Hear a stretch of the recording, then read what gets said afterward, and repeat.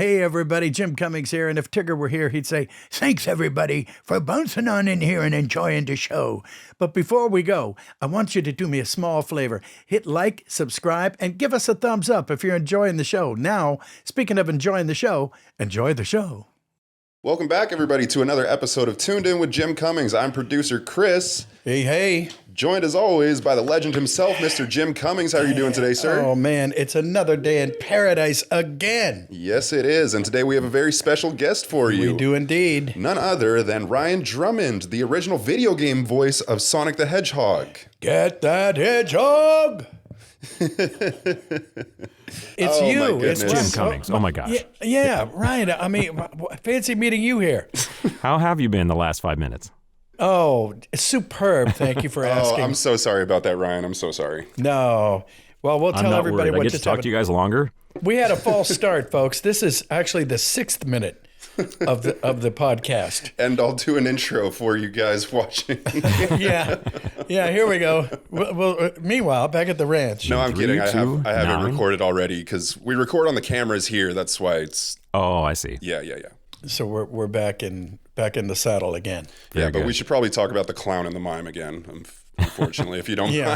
Yeah. The crime spree part or the other? Okay, That's sure. true. Yeah. Give us a little mime. So a mime, hey? That's right. Yeah. It was I got this amazing opportunity to take some mime classes from some world-class mimes.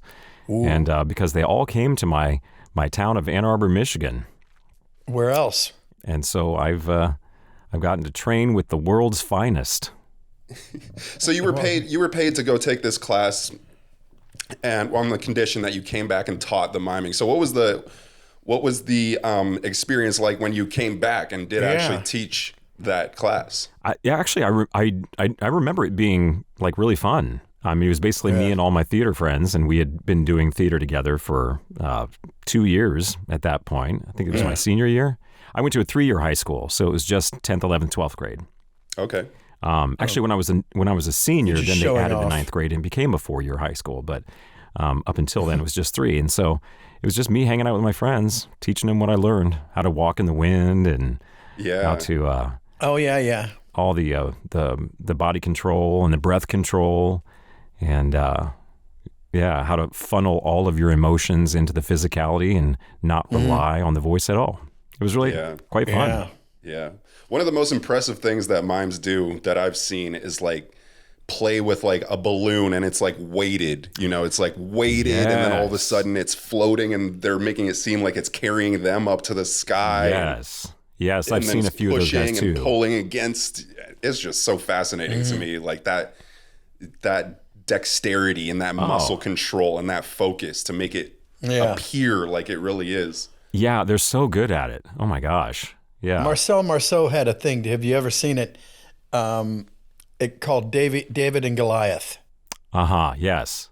Have you seen that one? I don't think I have, but I definitely heard of it. Yeah, it's insane. It's just him on a stage, of course. Right. And there's a big, picture of a big barrel, maybe, something like a giant mailing tube in the middle, but I mean like 15 feet around, so you had to walk around it.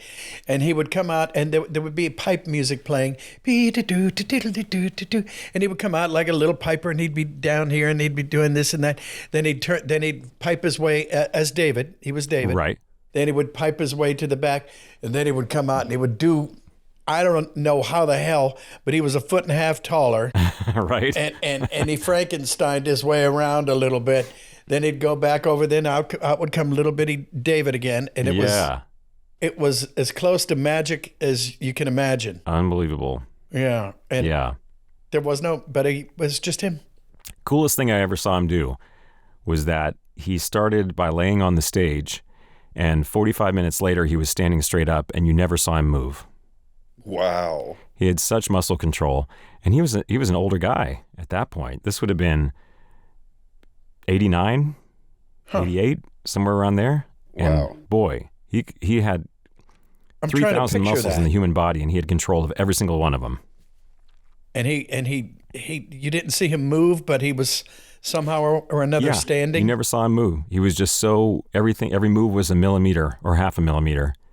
and it would take him forever, but he could just go from prone to standing straight up, and you never saw anything happen. That is fascinating. I'd love to see that performance. Yeah. Wow. Can you do that for us now? Sure. Hang on. Oh, wait a minute. I would break everything that I have. Oh. Well, then let's pass. Maybe next time. Yeah. On the sequel. Maybe next time. Okay. So after that class and you learn these skills, you teach them to your peers. Did you ever perform? Yes. In fact, I ended up teaching other classes in the school district. They kind of got wind of what I had been doing, and I remember going to various middle schools and elementary schools and teaching those kids how to, doing little mime classes for them as well. Wow. That's awesome. That's pretty awesome. darn cool. Yeah. Yeah. You know, It's been hometown fun. hero, huh? And then you had a pretty interesting transition from your acting career into voice acting, correct? Yeah. Yeah, it was actually my agent's fault, and I blame her fully for it. Or credit her. She was the one who actually said to me, you know, do you ever think about doing voiceover? And I said, no, I haven't. Didn't really know anything about it. And she was like, you should try it. And I was like, okay, whatever you say, boss. So she sent me out on, the way I remember it is that, you know how many auditions it takes your regular rank and file actor to audition for everything until you actually book a job. I think the ratio is still like 50-1 or something like that. Right. And she sent me out for my first 5 auditions, and I booked all 5. Wow. And that's not like, I mean, it was just a lucky streak, really. But it just kind of pointed out to her and to me that, hey, this is something you should do. This is your time to kind of jump in and be a part of this world. And I was just like, I like this. This is fun. You know, this is good. No kidding. That's amazing. Can you remember them? Or the characters or the projects? I think they were not like characters. They were like, I think there was a radio commercial or two. Oh, and there was an audio book maybe. That works. They were kind of more kind of pedestrian things. And it wasn't until I was 3 years in. Should I tell this story again? We might have mentioned it earlier, but I'm not sure if we got it. Please. Okay. So I happen to be working at this company called Lightspan Partnership. It's in San Diego. In fact, I have to look it up and see if it's still there. But and this is how it goes sometimes for those who are not in the biz. It's not who you know, but who knows you. And I was working for this company, Lightspan Partnership, and they did educational software for kids. And my job was to be Sheldon the Turtle, and I was there to teach kids how to multiply. And so I was being a turtle. And, you mean math. Sorry, go ahead. Yeah, math. Yeah, exactly. The skill of math. Hold on there, mister. The other stuff came later, right? Okay, gotcha. And so the guy who ran that studio knew a casting director who knew someone at Sega, and the stars aligned, the great conjunction, a la The Dark Crystal, and I got invited to come to the audition, the invite-only audition for Sonic the Hedgehog, because this is when Sega was going to bring out their own platform, the Dreamcast system, back in '98. Came out $99.99, easy to remember, and so they were excited to kind of bring all these Sonic characters back to life and kind of put jumper cables on the whole thing and start their own platform. So it was kind of an exciting time. But honestly, when they called and they said, do you want to be Sonic the Hedgehog? I was just like, sure. And I thought to myself, okay, one game. At the time, it took about a week to do a game. So I was just like, okay, I got a week of work. Yay. Yeah, there you go. I had absolutely no idea it was going to be a life-changing thing. Yeah. And that we'd be sitting here literally 27 years later talking to you two about it. Right. Yeah, no kidding. Yeah, Yeah. Nobody's got the right to imagine that or hope it or even think it for a second. You're just, you just put one foot in front of the other and keep going and next. Exactly right. Right? Yeah. To be a realist and just go, okay, I know I can count on a week. That's what I can count on. Right, right. Yeah. Yeah. Well, that's like you said before. I think, what was it? You get job security until this one runs out, and then you're homeless again. Back to square one. That's Back right. to square exactly one. How Yeah. it goes. Yeah. It's the only profession that you have to prove yourself all the time. All the time. All time the and time. time again. Yep. Yeah. Until you retire, and Right. then you have to prove yourself all the time, all over again, because you have to. Yeah. Yeah. And you even still have to pay your mean, dues. Damn it. even those legends. I was just I was listening to the podcast you did with E.G. Daily. Oh yeah. And I was semi-surprised, I guess not really surprised, but I was surprised nonetheless when she was saying when they rebooted, was it Rugrats or Powerpuff Girls? Probably Powerpuff Girls. Powerpuff Girls, maybe. yeah. And that they made her audition again. Mm-hmm. And I mean, it made sense because it had been many years and they wanted to make sure she could still do the voice and so forth. But so practically it made sense. But I was just like, you're going to make E.G. Daily re-audition for the role that she created? Yeah. That was, well, what are you going to do? I mean, you can't fight City Hall on that one. Exactly. Yeah, you got to play by their rules because they own the game. Yeah. Why does Sega switch the voice of Sonic so much? It seems like they... That's a good question. Let's get into that a little bit. Well, I mean... You're not advising them to know. do so. Yeah, I don't know is the short answer. I do know what happened with us, with the cast that I was working with. We had been working for Sega for 6 years. And about in year 4.5 to 5, a company in New York called 4Kids Entertainment bought a Sonic cartoon from Japan, brought it to America, called it Sonic X. And the way I was told was that they contacted Sega and said, hey, we bought this cartoon. We're going to put it on TV. Are you interested in having your official voices be on it? And Sega declined and said, no, that you do your little cartoon. That's fine. And so they hired New York actors, which included Jason Griffith, Lisa Ortiz, all those greats. Mm-hmm. And then it became so popular that after about a year of Sonic X tearing up the airwaves and being very popular with the kids, that's when Sega started to take notice. And they were just like, whoa, look at them go over there. Wow. Look at how popular, look how great they're doing. And wouldn't that be, we should probably have those people voice the video games for consistency's sake, so that anybody who's turned on to the video games, the cartoon is a product to sell the video game, and we get that. Right. And so they thought we should have those be the same. And so one day they just let us all go and hired the Sonic X cast to do the games from then on until they decided to change again. Yeesh. Yeah. Well, that's not confusing at all. No, not at all. Not at all. Dang, was that tough? What was that like coming to that realization? It was tough because 6 years in, you get very attached to the characters, and you also get attached to the people that you work with, and you see the fruits of your labors. Sometimes you do. In fact, Jim, you were mentioning on one of the other podcasts that somebody had asked, like, do you ever not remember you've recorded something because it had been so long ago before the product or the movie or the thing comes out? And you said all the time. It happens because you record a thing and then it could be a year, it could be more. Yeah. Sometimes it can sit on the shelf for a few years and then come out. And then not come out. And then somebody goes, is this you? And you go, I kind of remember recording that. Yeah, I guess that is me. Yeah. But we were pretty much in real time with the games. And so it was kind of difficult at first because I suppose it was the unceremonious nature of it that made it difficult. I think if there would have been a little more of a happy send off rather than a you can go now kind of feel, that made it a little more difficult. But as it turns out, the cast of Sonic X, all the people that I mentioned, they've all become really good friends throughout the years.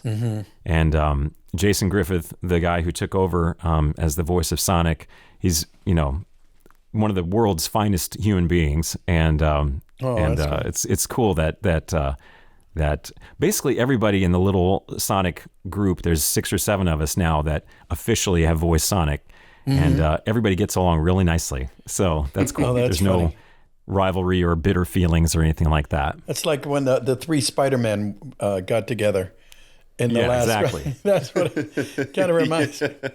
It's the same thing. Yeah. It is actually. So that's pretty wild. That's not a bad gig, not a bad club to be a member of.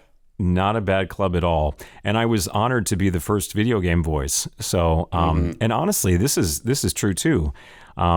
basically before me, because they had Sega Sonic games before me, but he didn't talk because that was the Genesis system. Yeah. But they did have a cartoon that Jaleel White was the voice of Sonic for that. That's Otherwise the one known I as was in. Urkel. Everybody knows as Urkel. Yeah. Yeah. And but I did not know that cartoon existed until well after I had been hired. Oh, really? This is kind of pre-internet, pre-smartphone, all that. Yeah. Yeah, so Yeah, well, I was really in the didn't show, know so that I there know. was a cartoon out there until I was already 2-3 years into the game. Mm-hmm. And so I get asked a lot, did you take any inspiration from the Japanese voice actors who had done things in Japan, or from Jaleel White who had done the cartoon? And I said I hadn't heard any of them. I didn't have those resources. Well, that's pretty good then. Yeah, so it I guess it kind of helped not having any preconceived idea of what Sonic should sound like. Yeah, right. It was kind of a, and I'm sure you've been on auditions like this, where I kind of assumed that they would give me direction about what they were looking for, and I didn't get anything at all. There was a picture of Sonic the Hedgehog on the wall inside the booth. I came in, there was a list of lines. I remember clear as day, the first line said, "Pick up all the gold rings and get a free life." Weird line. Okay, vaguely Sonic-like. And I put the cans on, and I was sitting there in the booth, and the engineer came on, and he said, "Okay, you see that picture of Sonic on the wall?" And I said, "Yep, looking at it right now." And he says, "Great. If you could imagine a voice coming out of that hedgehog, what would it sound like? Line 1, ready, go." Okay. That's pretty good. I hadn't prepared. I kind of thought I would be coached on what they wanted. Right. And I didn't have any voices in my head, i.e. the Japanese artists or the cartoon. I didn't have anything to draw from. So I looked at the picture, and that's the voice that came out. That's the same voice I've been doing since day one. Wow. Wow, that's and luckily pretty they cool. picked that one. And they said, "Yeah, we like that. Good." Oh, wow. Okay, we got to give us some. What was that first line? Should I have a sip? I should have a sip. Well, you got to make as big a deal out of it as you can. All right, here we go. Pick up all the gold rings and get a free life. And they loved it. And that's what the engineer came over, and he was like, yeah, I like that. Do the rest of the page just like that. And so I just read the rest of the 20 lines or whatever it was. He was like, "Great, I liked it. Thanks for coming in." I said, "Thanks." I left. 2 weeks later, I get the call. Nice. Yeah, it was just that weird. It was just that easy. Yeah. That's amazing. Yeah. Good for you. Man, that's Thank crazy you. how fast things can change, huh? Especially in the film industry. It really is. It's wild. For positive and negative. Yeah, absolutely. Absolutely. Yeah. And it can be very stressful. I was working as a PA for a few years on a couple film TV sets, and I was working on this show, The Green Arrow, on the CW. Yeah. And I remember I would go up to Vancouver to work for like the season that it filmed. And then I would come back down to LA when it was, hiatus. And I had been working on that show for 2 years. And then it was like, I'm talking to all my friends, other people that work on the show and everything. We're like, "Hey, are we getting like hired again for this next season? Like none of us have heard anything." And like, they start shooting next week. And then, so it was like, "Oh no, okay, I guess we're not coming back. We haven't heard anything. So we're looking for other work, Yeah, I would think. The day before they started filming, I get the location manager give me a call. And I remember it too. I remember the exact day because it was July 3rd. It was the next day, was the 4th of July. Uh-huh. And he was like, "Hey, do you want to come back and work on Arrow again this year?" And I was like, "Yeah, for sure. Like, absolutely." And he was like, "Okay, yeah, we start shooting tomorrow." And I'm like, "Oh, Thanks for the warning." I'm literally in LA right now." I'm like, Yeah. "Okay." And then he was like, "Yeah, do you think you could make it in like a couple days?" I was like, "No, I'm going to make it tomorrow." I Yeah. got in my car. I drove Believe 17 that. hours. I made it from LA to Vancouver in 17 hours, which is usually a 21, 22 hour drive. That's a And record of I some went sort. straight to set. I didn't even sleep. I went straight to set and worked like a 12-hour day that day. Yeah. Oy. Yeah. But it's just Jeez. weird how like I'm tired just they don't hearing even that. have to. I know. All these stories of like, they're not calling the original voice actors and they switch things up on a whim and, we decided to go with this A-list celebrity, and like it trickles through. It's not just, the talent that get put through it. It's the crews as well. And Yeah. It's a wild, wild industry to be in. Yeah. Conversely, whenever I get to occasionally I get to talk to like groups of college students or high school students and just talk about the biz and answer questions and so forth. And the story that I always tell, that's kind of the converse of what you were just saying, how quickly it can turn, was there's an actor by the name of Maurice Godin, and I worked with him in 2007. We did the world premiere of the Aaron Sorkin play, The Farnsworth Invention, at the La Jolla Playhouse. And fantastic actor, great guy. Nothing he can't do. One of those annoying actors, I say lovingly.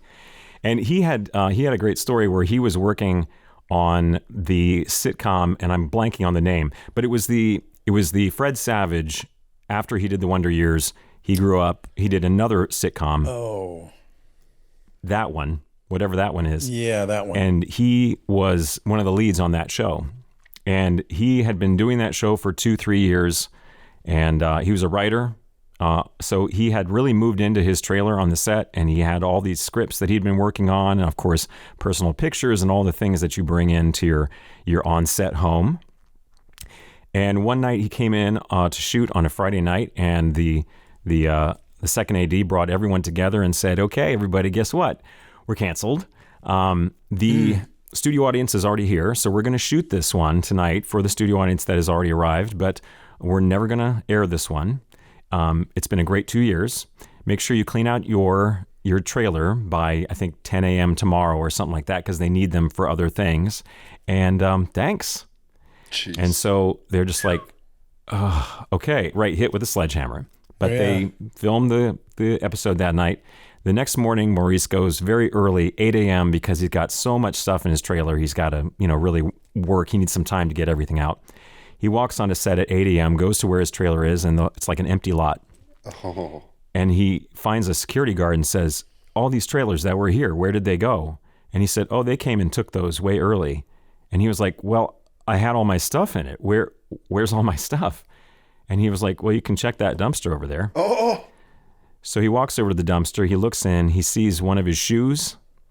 So he gets in the dumpster and he starts finding scripts, pictures of his wife, clothes, all of his stuff. Oh. And he said to himself, which he repeated in the story when he told it to us, he was like, 24 hours ago, I was a TV star. And now I'm trying to find my shoes in a dumpster. And that's kind of the reality of it. Yeah, that's it's brutal. like sometimes things happen really good, really fast, and sometimes they're not good at all, really fast. Yeah. Wow. Boy, howdy. What? And give up show business? Boy, that's a sobering little story there. Yeah, that's crazy. Brings Yeah. you right down to earth really quickly, doesn't it? Yeah, I'm here to crush everyone's dreams. Yeah, right. Well, I was working on a movie. They had a stunt woman die, and we didn't even wrap for the day. Deadpool 2. Wow. Deadpool 2. Whoa. Deadpool 2. Deadpool 2. I think I heard I about don't know that. her that name, stunt but she person was had died. a stunt woman for Zazie Beetz. Yeah. Rode a motorcycle, lost control because of the camera equipment. She had never rode a motorcycle with camera equipment on it before. Right. And so she lost control of the bike, hit a curb, and smashed her neck into a window. They literally didn't even tell anybody on set what was happening. The ambulance came, and then the ambulance pulled off, and we kept shooting. It's crazy. Wow. And then, when it was in the news the next day and everything like that, Right. then they shut down. Yeah, right. Okay, we're going to not film for We're going one to look day. bad now. Yeah. Yeah, and they didn't shoot for one day, and then business as usual. But it was wild to me that they didn't even stop that day. Just like, all right, Boy, God bless. Boy. we're on a schedule, folks. Yeah. Yeah. Time is money. Show business, huh? Sure Show business. Yeah, speaking of That's show the business, business. your first kind of introduction to fame, I heard you telling a story about you did a Padres commercial and we're kind of getting noticed locally in San Diego, and you did not like it, did you? No, and that's kind of why I enjoy voiceover, because even doing an iconic character like Sonic for 27 years, I can go anywhere and not be recognized. But I did one little Padres commercial while I was living in Southern California. It was one of those commercials that they play, it's a local thing, so they play it every hour on every channel because it costs 5 cents every time, Yeah. And boy, that whole summer I was very uncomfortable. everywhere I went, people were pointing and they were saying things. And the whole thing was that the Padres were on Channel 4. And so the whole commercial was about the number 4 and about there's 4 bases, 4 infielders, even the word itself, baseball, 2 4-letter words, and it's 444. Well, and so I had people coming up to me on the street going, 4, 4. And I was God. 4. Yeah. Oh, man. So, yeah, it was really uncomfortable. And I kind of, my friends thought it was cool. And I was like, it may have been cool for like a week, and then it's not cool after that. And then it just gets, so I've never yearned for that kind of fame. I can't even imagine how somebody like Paul McCartney can just even go to the grocery. Yeah. Can't. Yeah, but you wouldn't turn down a Progressive commercial with Flo. No, certainly not. Certainly not. Especially something with Flo. Yeah. Yeah. No kidding. Or Kevin. What's his name? Kevin Miles? No, Jake from State Farm. Yeah. Who wouldn't want to be in one of those? Yeah. But, I always feel bad for the original Jake from State Farm. He's got to be out there like this motherfucker. Yeah. He was so great too. He was so deadpan when he was khakis, in that first spot. Yeah. And and now all the kids are like, "You're not Jake from State Farm. That's him." And he's like, "I swear I was." Yeah. Go check your YouTubes. I was Jake. Yeah. Well, you've done a few notable things here. I mean, you did a Baywatch, right? I did do an episode of Baywatch. Come on. Yeah, that was really big at the time. They were one of the biggest shows in the world at the time. So that was pretty cool. I think they that was really fun. That was the cast that included Pamela Anderson, another angel on this earth. Of course, David Hasselhoff and everything. That was the David Chokachi era. So I got to meet all of them. Super, super nice people. It was Baywatch at SeaWorld. And so it was like I was supposed to be the show performer in the ski show, and then the Baywatch lifeguards came to watch a show, and something goes terribly wrong during the performance, and they have to jump in from the stands and save the skiers, and it was all very dramatic and fun. That's a famous one. That was my auspicious turn as DJ Johnny Jam, coming at you live from SeaWorld. And the fun part is that I had this bright green suit, like a leprechaun suit that they had put me in. And I remember very specifically that the first time I ran into Hasselhoff, he looked at me up and down and he was like, "I like that suit." I was like, "Yep, I bet you do." That's great. Because you don't have to wear it. He was a crack up though. I remember when he'd be doing some CPR scene where it was all very, very serious. And he would be cracking people up right up to action. He would be like telling some joke and they'd be ready, rolling, speed, action, and he would be like, "Yeah." Yeah. He would just snap right into his serious lifeguard action. That's right. So, that's right. Cool guy. Action mode. Cool guy. Sergeant Plus, Fury. I had grown up a Motley Crue fan, and Pamela Anderson was dating Tommy Lee at the time, and he came to the set. Oh. So I didn't get to meet him, but I got to see Tommy Lee, so that was very exciting too. Yeah, that was. And that was your first television acting role, correct? That was my first television. That got me my SAG card. Do you think that's why they put you in a green suit? Probably. Look at this green kid. Look at the green one. Mr. Green coming on set. Oh no, I'm giving you a hard time. I love it. Bring it on. Bring it on. Wait a minute. That rings a bell. Yeah, bring it on. Bring it on. Hey, how's that for a segue? Is that a segue? Is this a big time showbiz trick? That's what it is. I just quote the next thing that I want to talk about. Yeah.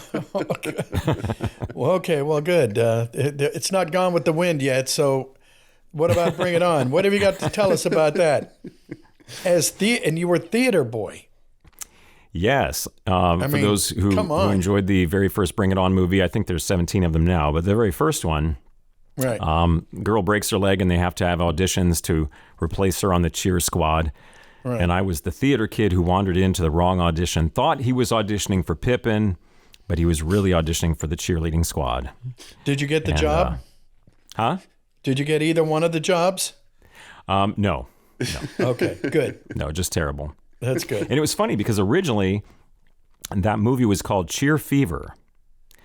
And that was I don't even think it was the working title. I think it was the real title, but I think they changed it. And then the song that I was supposed to sing in the script was actually Corner of the Sky from Pippin.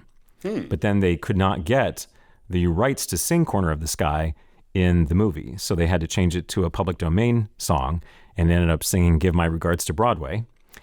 And but they kept the line, "Isn't this the audition for Pippin?" That was the original line in the Cheer Fever script. Cheer Fever. That was a good title change. Yeah, it was, wasn't it? Yeah. And funny, I just got a message from one of the other auditionees, one of the other actresses, my friend Natasha, who is also in that same scene, and she's like, "Hey, I'm doing this like 25-year anniversary of Bring It On event, and do you want to come up to Boise and be a part of this event? You know, we're gonna have a 25th year screening of the original Bring It On." I was They had you at Boise. Yeah, oh, that's fun. Boise's gonna be hopping. Wow. Boy, how does Boise keep coming up? Yeah. Is this a Boise's theme? been Has it coming come up up before It now? is, yeah. This is quick. We have to quick. Boise's on change the rise. Subject. Quick. Must change. But that subject. scene was great. That scene was great because it gave them material for the Scary Movie parody. You remember that? Exactly. When they did that. I mean, how memorable is that scene with the girl with Tourette's? Yeah. Yeah, that's great. Quite a crossover. Yeah, absolutely. Yeah, so during this time, you know, you're getting TV roles, you're starting out your career. Are you doing stage work still? Yeah. In fact, I did stage work right up to the pandemic. Oh, wow. That's basically all I did. I had been doing a couple of the Sonic the Hedgehog conventions, and but I never had time to do any of the other ones because I was always in a show. And Well, that's nice. and so then when the pandemic happened, as we know, all the theaters closed, and when they came back, I had signed with a new appearance manager and tried to do some more things like the nostalgia cons and like, you know, the Galaxy cons and so forth. And I really enjoyed it. I really enjoyed the conventions. Are kind of I've been doing them now for like 2.5 years, I guess. Oh, yeah. Kind of full time, I guess.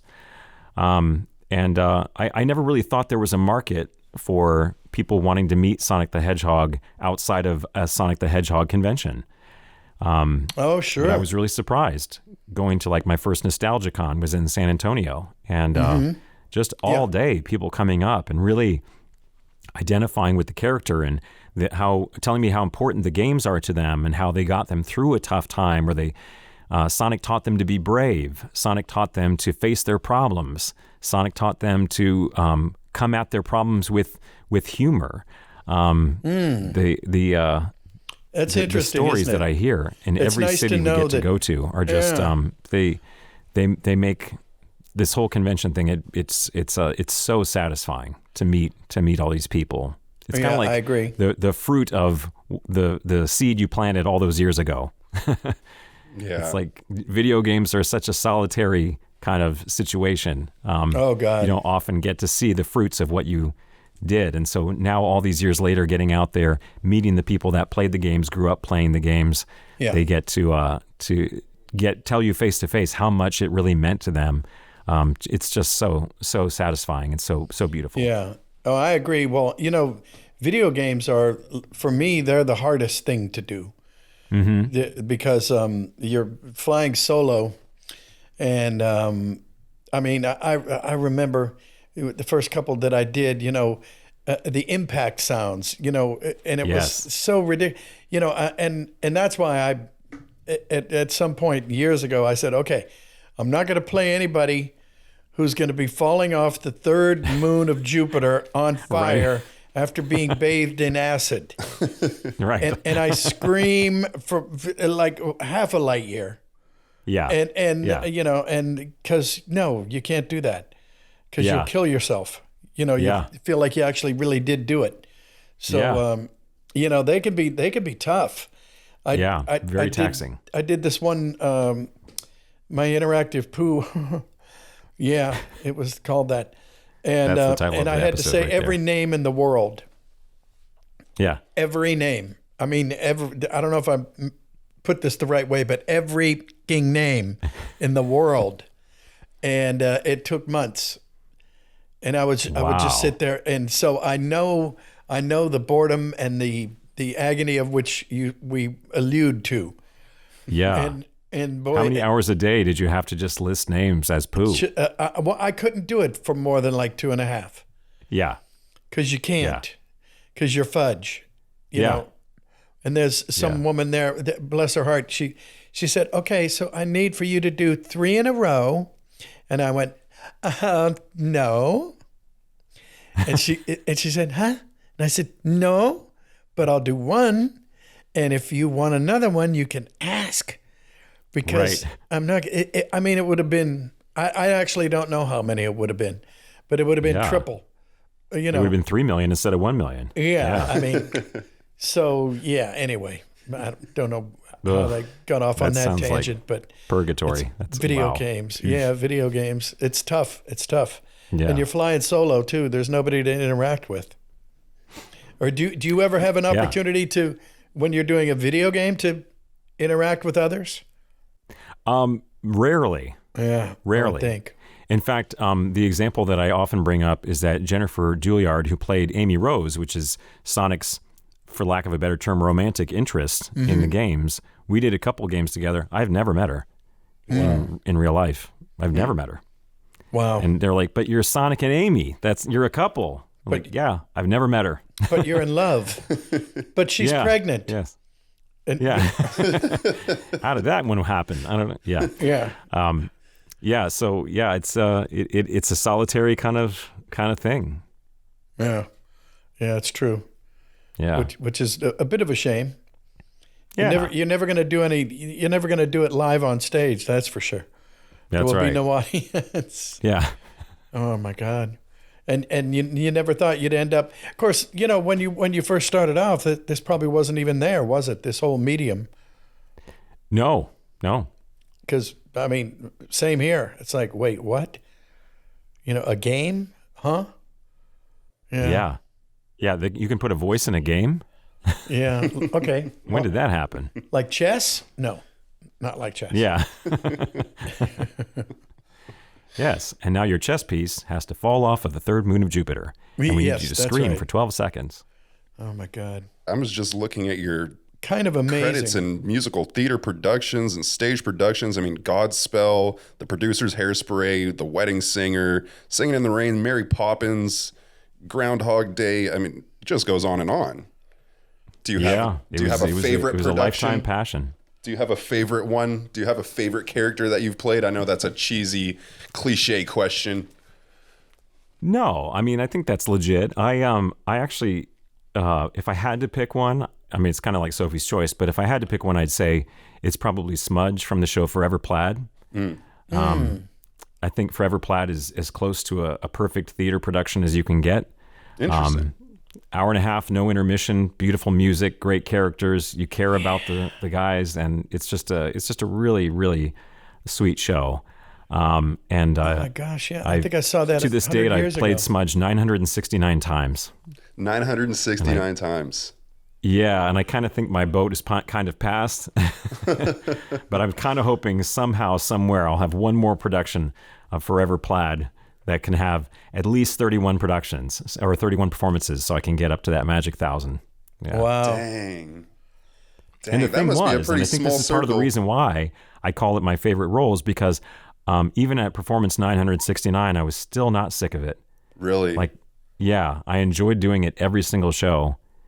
And, sometimes you do a show for 3 or 4 weeks on a really small run and you're sick of it by week 2. Yeah. But 12 years off and on of doing Forever Plaid, I never got sick of it. Wow. Who wouldn't want to sing beautiful 4-part harmony for an hour and a half every day? And all the songs that you love from the 50s and 60s. I mean, Three Coins in the Fountain and Rags to Riches and all these great, great tunes. And in this beautiful, lush 4-part harmony, it was just such a treat to go into work every single day. Wow. That's awesome. That must be a pretty small circle of people who have played a character for 1,000 performances.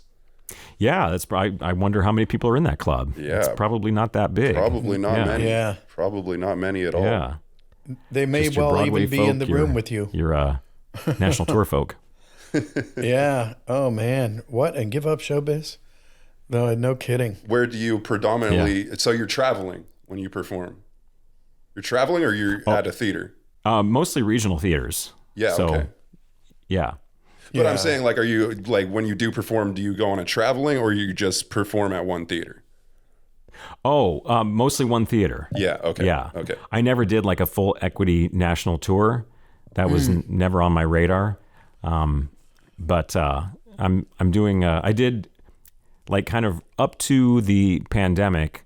I did a one-man show. You guys probably remember the book from, I guess it was the early 90s, called Men Are From Mars, Women Are From Venus. Yeah. By Dr. John Gray. Yes. He, along with some other creative type folks, wrote that into a one-man comedy show. Wow. And I was hired by a company in St. Louis to kind of be the West Coast. They had like me on the West Coast, and they had a guy in New York named Amadeo who did it on the East Coast. And then they booked us all over the nation. It seemed like most of my shows, it was basically like anything west of Kansas City is Ryan's territory, and anything east of Kansas City is Amadeo's territory. But it never happened that way. I was always going to the East Coast. In fact, the first 3 weeks that I got to perform the show was in Detroit, Michigan, which is where I spent most of my adolescent years. So that was kind of fun to go back to Michigan for my first few weeks of that. But I toured that for 4 years. Something like that. Oh wow! So that was that's a lot of travel, and it kind of prepared me for the convention life, as you both well know. There's lots of travel involved life. in that too. Yeah. Every 4 days, pretty much. No kidding. Wow. Pretty much, yeah. That's amazing. Never saw that one coming. Yeah, it can be a lot. Yeah. The gypsy life, right? Sort of, kind of. Yeah, exactly. But that has to be. I mean, I envy you, and then I think, no, that's getting too close to work. Yeah. Yeah, pretty much. Yeah, but that's a beautiful thing. And if you could It was do one of those things where you kind of had to drag yourself to the start line, but as soon as they fired off the pistol and you're running, then like it's all great. Yeah. And then at the end of it, you feel, especially I'd never done a one-man show before, and I questioned whether you could have a real meaningful, good theatrical experience without more than one actor to listen to and to bounce ideas off of and have your Waiting for Godot kind of moments. But the cool thing about the Men Are From Mars, Women Are From Venus show is that it broke the fourth wall all over the place. So you had very limited on audience participation per se, but you got to talk to the audience the whole show. And so it really became, I mean, it was a one person up on stage, but it really became, we're all in this together kind of show. And Nice. it was really satisfying. I remember like those special shows, like we did a Valentine's Day show in Los Angeles that was like 1,500 people showed up because it was Valentine's Day. What's a better date night than Men Are From Mars? And it was one of those shows that you just could not do anything wrong. Wow. Like no matter what I said, they were rolling in the aisles. It was just really, really great. Wow, that's a nice about cushion. 30 new bits were born that night because I just started trying different things and improvising new things, and everything worked. So I was like, okay. Wow. It was great. Boy, you could freeze that moment in time, right? Yes, boy. If I could bottle that, I'd drink it every morning. Yeah. Oh, man. One thing that stood out to me in your credits was that you voiced Shamu for SeaWorld. I'm so curious what Shamu sounded like. Oh, he was just kind of like this, and oh, come on, Opie Otter, we're gonna go swimming now. Kind of your basic kind of Santa Claus-y kind of voice. Good old Sham. Yeah, that was really fun. Good old Shamu. The most famous whale on the planet. Good old Shamu. Yeah, SeaWorld, right? SeaWorld, San Diego. Yeah. SeaWorld in motion down by the ocean or something, or whatever that was. He's still down there at SeaWorld, right?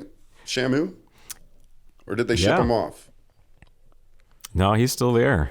Yeah, because they said they're just not going to introduce any more whales, right? They're just going to have the ones. I think that's the compromise that was made. Yes. Yeah. Yeah. In fact, what's kind of funny, just with the longevity of it, I did a voiceover for a monitor for a video that's playing currently in the wild Arctic area of SeaWorld San Diego. And I recorded that in 1997, and it's been playing 24 hours a day. I'm told they don't turn off the videos at night. And so it's playing right now as we're talking. And it's been playing since 1997. How many years is that? 28 years, something like that? 29 years? Wow. And I was there in San Diego a year ago, went to SeaWorld, went through the wild Arctic, and found myself. And I'm like, yep, there I am, still talking about the polar bears or whatever I'm talking about.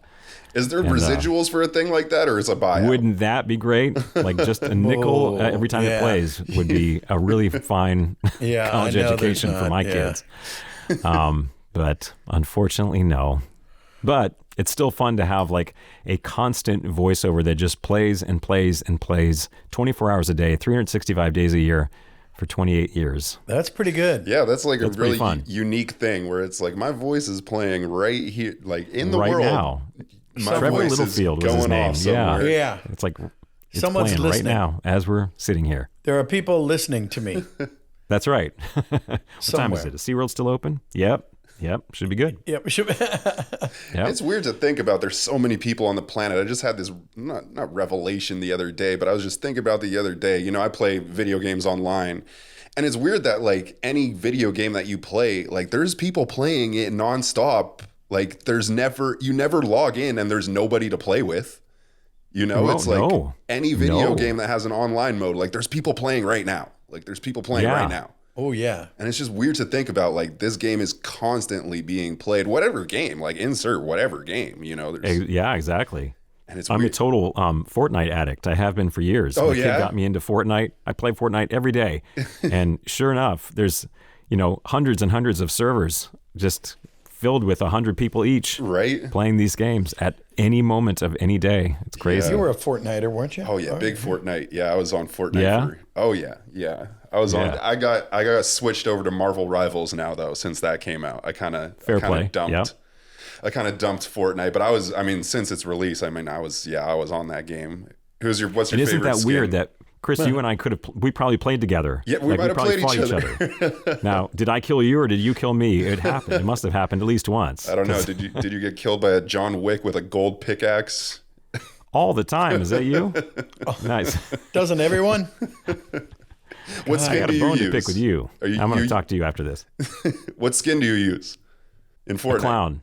You clown? Yeah. That's funny.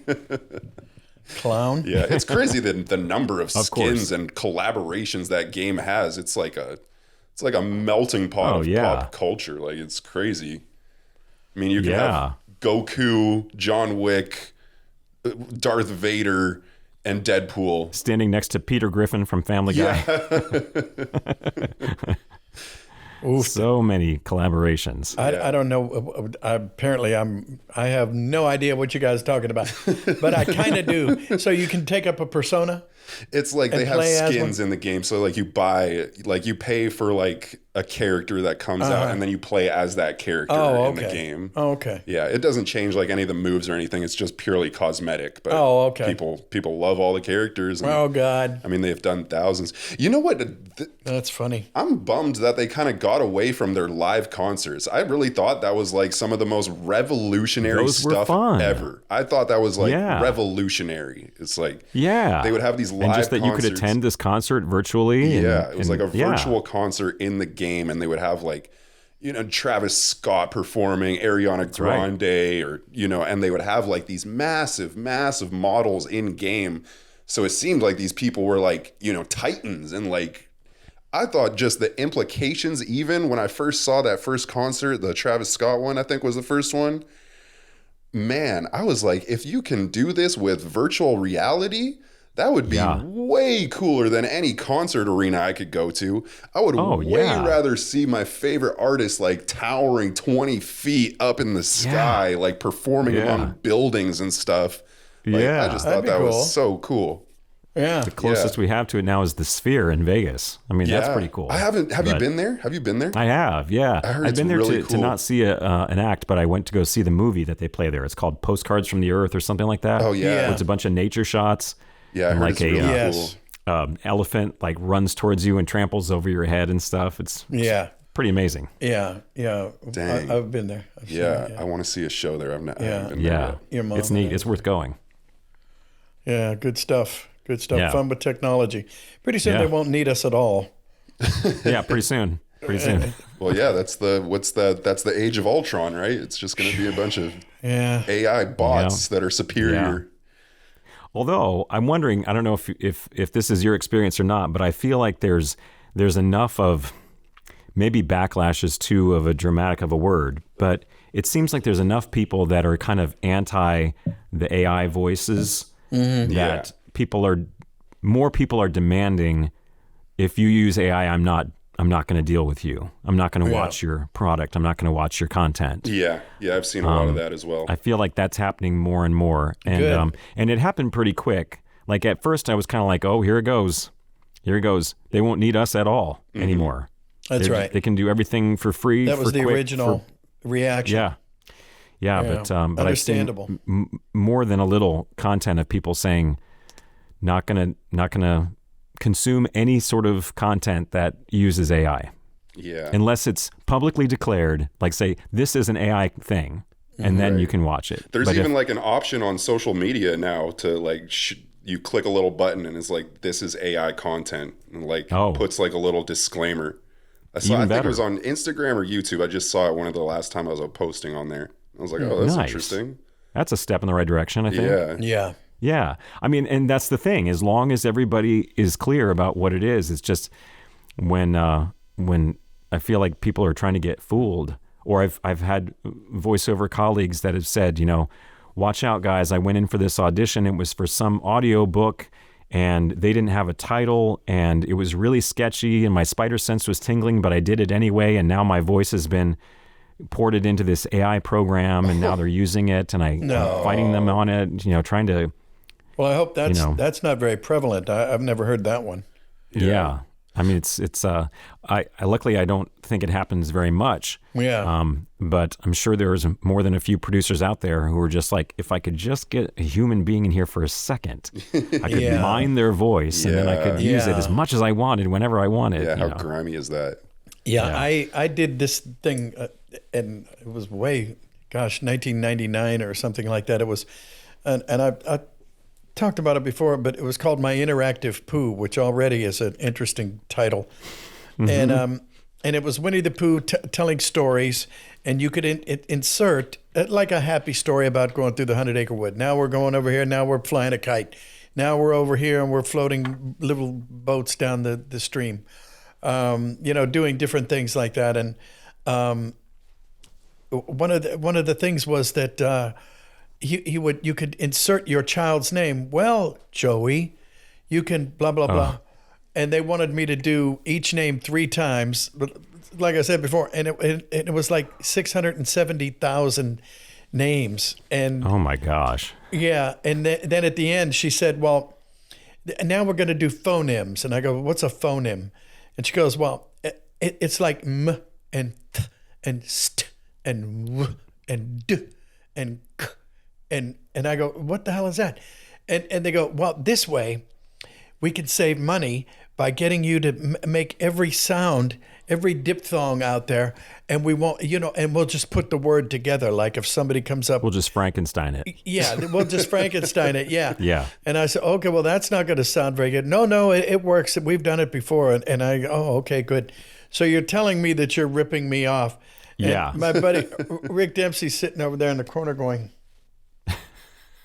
you're telling the guy that we're this, and she literally said, "This way, we don't have to pay to come back and do all these names again." And sure. I go, "Yeah, God, that must be awful. I apologize, by the way, for not doing this for free.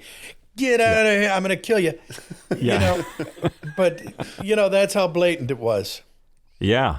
Yeah. So and gird she thought your that loins. would be a good thing to tell you. Yeah. Well, thanks for This is so bringing I don't that have up. to pay you anymore. Isn't this great? Yeah. Wow, that does sound good. This should be fun. Yeah. Yeah, my mind was reeling, but For some reason, that reminds me of that line in Forrest Gump when he's talking about how Lieutenant Dan invested in Apple for him, and he's like, "Got a call from Lieutenant Dan. He said, we ain't got to worry about money no more." I said, "Well, good. One less thing." Yeah, one less thing to worry about. Yeah. One less thing. It's always good to have one less thing to worry about. Exactly. Especially if it's that. Oh, God almighty. Man. So what's keeping you worried these days? Anything? I'm proud to say nothing. Good. Good answer. I grew up a very worrying kind of kid. I got it from my mom. Rest in peace, Mom. And it was kind of funny because I grew up in a house where my mom worried about everything and my dad worried about nothing. Oh, so you evened out. But I got the DNA from my mom, so I worried about everything. But then, as I grew older, I kind of saw how my dad did things and realized very few things in life actually mean something. You assign meaning to everything, and you assign what it means and how important it is and how painful it is or how joyous it is. You assign it to that. But those things aren't inherently those things. I mean, there are some universal evils, sure. Yeah. But and universal good things, I suppose. But I hope. But I try not to. I can acknowledge a terrible thing happening in the world that might keep me up at night without letting it keep me up at night. Well, that's a good approach. Yeah, I like that. I think it makes me a happier person. Oh, good for you. Well, keep up the good work. Thanks. Nice work if you can get it. Do you have any projects coming up that people should know about? Any stuff to tout? Well, there's quite a few things actually, but obviously still doing the convention thing. We're booked now, mostly into next year. Nice. So the rest of this year is pretty much spoken for. So keep an eye on the social media. I do Twitter and Instagram. I just joined Instagram just like 4 or 5 months ago or something like that. So I'm kind of new to the whole Instagram thing, but I've been on Twitter for a while, and I always post where I'm going to be. My next 3 convention appearances are always on those 2 platforms.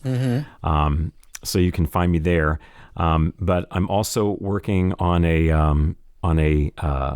YouTube series called Sonic and Tails R that has already had 10 episodes. We did the first 10 episodes during the pandemic, and it was such a huge hit that they're working on the second round of 10 episodes. Well, that's I understand nice. people are already recording for it. And I haven't recorded anything for it. What is the title? Sonic and Tails R? Sonic and Tails R, the letter R. Oh, okay. Yeah. And I believe it stands for recorded or something like that. But it's kind of like a radio drama Wow. on YouTube. Oh, cool. And That's kinda neat. It's and that's really fun to kind of delve in. It's kind of got like the blessing of Sega. We use all the professional voices that Sega uses on these episodes, and they're really a lot of fun. I think they're like maybe 3 or 4 minutes a piece. They're just nice little kind of bite-sized Great. Sonic adventures. Wow. And always pretty cool. always auditioning, always doing a few things that the NDA won't let me talk about. Yeah. And and also I'm also a really thankful to be working for the Halloween industry, which is something I've been doing for the last 7 years. I work for a couple of companies that manufacture mostly life-size Halloween animatronics or talking decorations. And I do a lot of Halloween things, a few Christmas things, mostly as Santa Claus. Oh, interesting. But my kind of year-round voiceover thing that I get to do is that I get to voice a lot of these Halloween animatronics. And that's my friends cool. get a kick out of that. They always call me every August and say, "Okay, Spirit Halloween's opening. Which one are you? Which ones are you?" You know. Wow. And so those are really fun because Halloween is like my second favorite holiday in the whole year behind my birthday. So I've always been a Halloween guy ever since I was really little. And so the fact that I get to be in a Halloween decoration or 200 of them and get to be in people's front yards and help people decorate for the holiday. Just an absolute thrill. I've been doing that for years now, and it still doesn't get old. I still love it. That's awesome. That's great. It's really fun. I remember we had one of those growing up in my house, and it was a werewolf, and it was probably it was big. It was like 4 feet tall. And when you walked past it, it had a motion sensor, and his eyes would light up red, and he would start dancing, and he would start singing, "I'm your boogeyman, I'm your boogeyman, turn me on." And I remember so many times that sometimes if you left the switch on in the back of it, so that the motion sensor, the cats would activate it at night. So all of a sudden it'd be the middle of the night, and then you hear this, "Oh, I'm your boogeyman." And you just see these red eyes glowing in the dark singing boogeyman. Casey and the Sunshine Band. Yeah, that's it. Oh my God! I had a talking. I had a number of talking toys for Sonic the Hedgehog over the years, but the first one that I did was this figurine, and it had this gold disc that he would sit on, and you could press the button, and he would say 3 different phrases. And of course, it was my first Sonic talking toy, and so of course my mom and dad were like, "We want one of those," and so I got one for them, sent it to them. Yeah, and it sat in their library. They had a little library off the living room, and it sat there on the top shelf for years and years and years and years. And then as the story would have it, my father passed away 6 or 7 years ago, my mom about 3 years ago. So this must have been probably 5 or 6 years ago. Of course, in the middle of the night, the batteries in that talking toy started to atrophy. And right somewhere around 3 a.m., this voice starts to emanate from the library going, "Oh, yeah, this is happening." And oh, great. So my mom comes out with the baseball bat, ready to clock somebody. And then she realized, it's just Sonic talking, But she said, "That toy scared me to death. I thought someone was in my library, and it was just you." It's just you. And it was only you. It was only me. It's like, I could have sang "I'm Your Boogeyman," but no. Well, God bless I could have sang Boogie. Oh, that's funny. Man, oh man. Well, this has been good stuff, man. Yeah, it's been a pleasure. Thanks so much for doing this with you guys. Yeah. Yeah, it was really appreciated. It was really nice meeting you in Denver too. That was such a spur of the moment thing. That was cool. Yeah. See, that's another, that's kind of how it goes, isn't it? It's just a chance meeting. Yeah. I came over to get something signed by the great Jim Cummings, and Chris goes, what's "Hey, his name? You ever think about doing a podcast with us?" Yeah. It's like, call me now. Yes. Yeah. Well, thank you. So I'm glad it actually happened. Yeah. Thanks for answering the phone. Yeah. Oh, of course. Of course. Yeah. I love that phrase that you say about it's not who you know, it's who knows you. I'm really taking that because that's so true. And it's it's so true. It's such a more accurate description of, it's not what you know, it's who you know. And it's like, who cares who you know? Right. It's like people need to know you. Yeah, and I think that's a huge message, if anything, for this podcast, for anybody looking for inspiration, to be creative, to get into this industry. I think, like you always say, do something so well that they pay you for it. Yeah. Right. And that's well said. Because people will talk, and people remember. I mean, I remember, I've been out of college for a decade, and I remember, the best actors that were in my class, Sure. If ever I saw an opportunity or had a chance, I'd give them one of them a call and say, "Hey, I think you'd be really good for this." Absolutely. I mean, we all have those actors that we've seen in various different mediums, and they reach such a amazing point inside you. You never forget them. You never forget them. Yeah. You never forget them. Yeah. Never. I love that phrase. Do something so well that they have to pay you for it. And I also just love, being kind. One of my great professors from when I went to college at Eastern Michigan University used to say, "Be nice to everybody because the custodian will be the CEO by next week." Yeah, that's true. And boy, that's true. I've seen people who have absolutely shot themselves in the foot at the audition because they tanked the audition or it didn't go very well, and then they go to the bathroom and they start bitching about the people behind the desk, and one of them's in the stall listening. Yeah. Wow. It's like, get to your car before you start, everybody can be angry. You can mourn it for 24 hours if you want, but not till you get to your car. Yeah. So be kind to everybody. You never know who's going to be what when. Yeah. Yeah. Well, without mentioning any names, years and years and years ago, 25 years ago at least, somebody who works at Disney still came out to my house on 4th of July. And I said, buddy, what are you doing here? He goes, well, I want to make sure you had the script. And I go, oh, God. It was a Darkwing script, Darkwing Duck. And I said, oh, well, thanks. You really, come on. You know what? You got to come in. Come on. Let me get you brewski. Let me get you some chicken. And he goes, no, I can't. I got to get back. I go, no, come on. No. All right. Well, then tell him that I made you. And so, drag him out the backyard. I had a bunch of people over. And he's a big honcho now. Yeah. At Disney. I won't tell you who he is, but it was the old, be kind to people, who are down here because they're not going to stay there.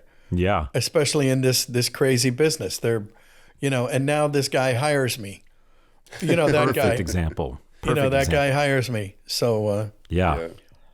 Yeah. So be nice out there, people. So be nice. Be nice. The message Bring is... your A game and always be nice. But don't be fake. Don't be fake. Yeah. Oh, my God. Yeah, that's right. Yeah. Don't be fake. I'd rather you be Charlie Adler. Don't be fake. Yeah.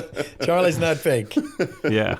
Charlie's for real. Oh, God. Well, that was great. Right. Thank you again so much for doing this, Ryan. Of course. That was a great conversation. We hope that you guys at home enjoyed that because we sure did. And if you liked it, then be sure to like and subscribe because on YouTube, you can literally watch a video and it's never recommended to you again, not even the channel. So be sure to like and subscribe. Does us a favor, shows what you guys like, and does you a favor, gives you more content like this. And if you do like more content like this, good news.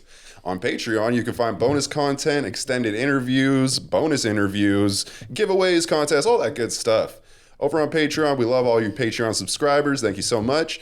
You can get merchandise at Jim Cummings Closet on Shopify. A whole bunch of good stuff there. Mm-hmm. And a link in the description for any upcoming conventions. And also, Ryan, we'll link to Sonic art.